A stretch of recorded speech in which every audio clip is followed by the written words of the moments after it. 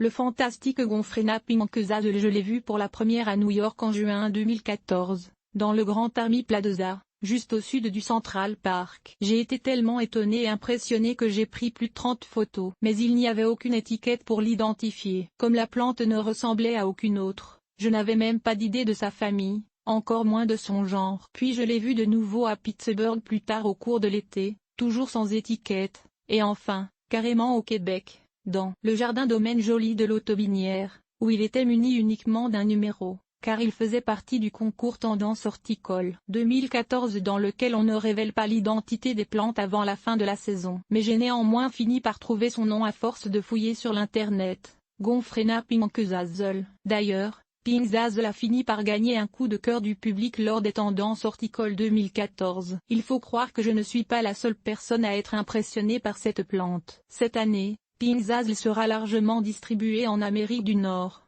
grâce à son distributeur principal, Euro-American Propagator, de la Californie, et à son distributeur québécois Décostil. Si je vous en parle, c'est que j'ai pu m'en procurer un en jardinerie, les Serres Giroir à Sainte-Madeleine, samedi dernier. J'aimerais bien dire aux lecteurs européens qu'il sera disponible chez vous aussi, mais je n'ai pas pu trouver qui allait faire la distribution sur votre continent. Pingquezazel est un Gomphrena tout à fait unique, ne ressemblant nullement aux Gomphrena plus classiques assez connus des jardiniers, soit G. globosa et G.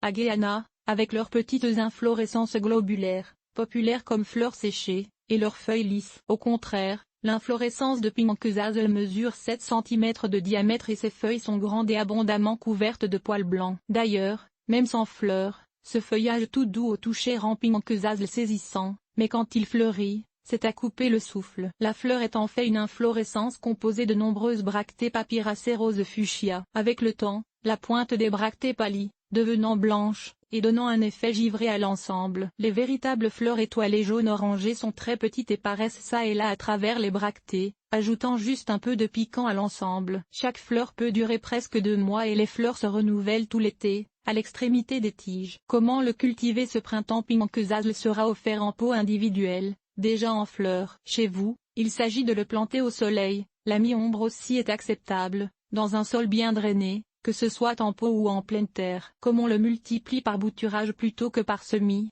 les fleurs sont stériles et ne produisent pas de graines viables, et que, de plus, il est plus lent à se développer que la plupart des annuels, il va coûter assez cher. Mieux vaut alors l'utiliser parcimonieusement, comme plante vedette plutôt comme plante de massif. Il est très tolérant de la sécheresse et préfère d'ailleurs que son terreau s'assèche entre 2 arrosages. Il a peu besoin de fertilisants, mais vous pourriez appliquer un engrais tout usage très dilué 1 fois par mois. La floraison devrait se maintenir pendant tout l'été. À l'automne, vous pouvez rentrer le plant ou des boutures dans la maison. Là, il faudrait un emplacement très ensoleillé et des températures chaudes à modérées, plus de 7 C.